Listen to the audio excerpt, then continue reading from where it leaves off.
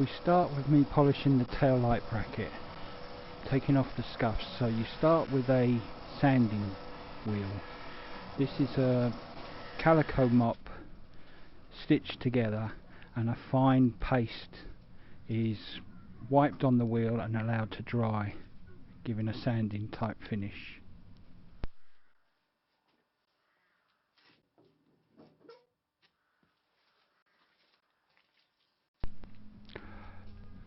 When happy with the finish, all the scratches removed and everything looking flat and even, a calico stitch mop with polish on it is the next process.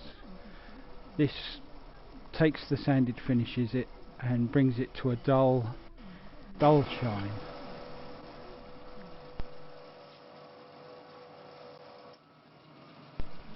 For some reason at this point the camera decided to go into black and white, but it appealed to me because most of my machinery is in the 50s, and this in black and white could quite easily have been shot in the 50s. I quite liked it.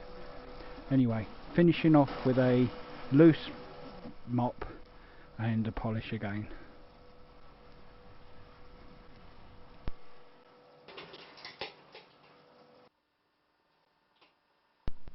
Back to the bike now, and the rack has been positioned and a clamp is used to hold it in place, ready for drilling the holes for mounting the rack. A quick tweaking here and there with a rubber mallet just to get everything in alignment before we start drilling holes.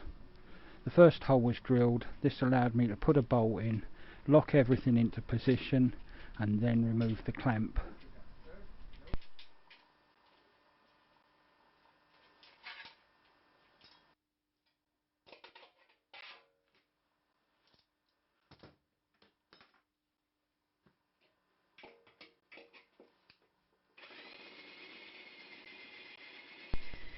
The second hole was then drilled and everything bolted up.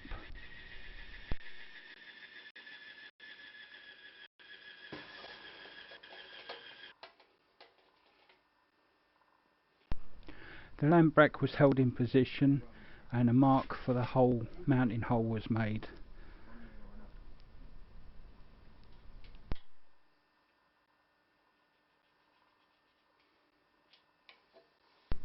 The horizontal position was marked, and then a line drawn across the mudguard. Bit fiddly. With this mark in place, the centre of the mudguard could be found.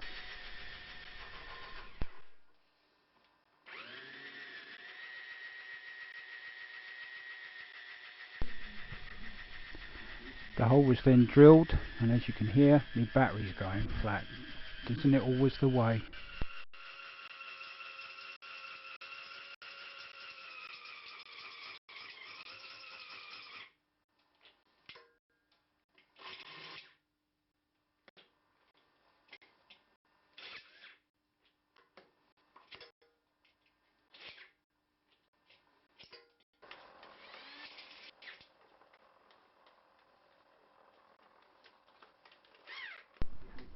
The next hole was for the wires coming from the tail light up underneath the mudguard. And like most people, trying to eke out the last of the battery life to get the job done before calling it a day.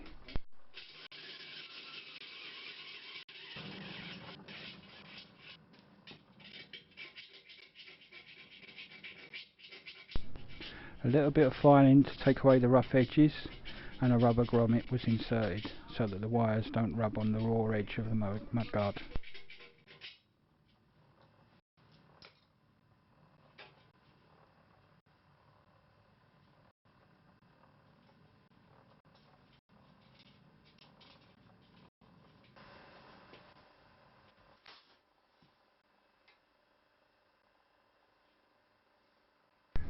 With the tail light in position, the lower mounts were marked for drilling. This also has a strap for mounting the number plate on.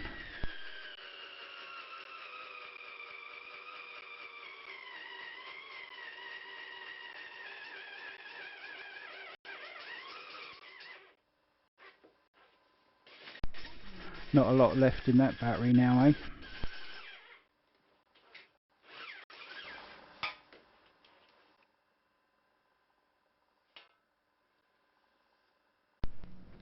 Just 2 more holes. Maybe we'll get away with it yet.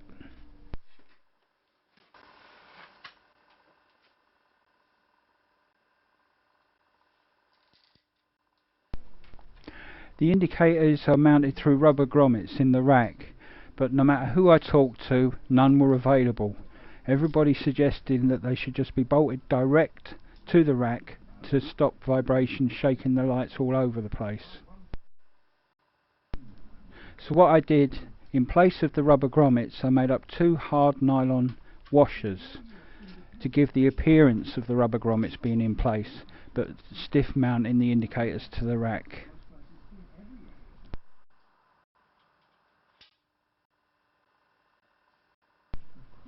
This should stop the indicators flopping around all over the place, but still look authentic.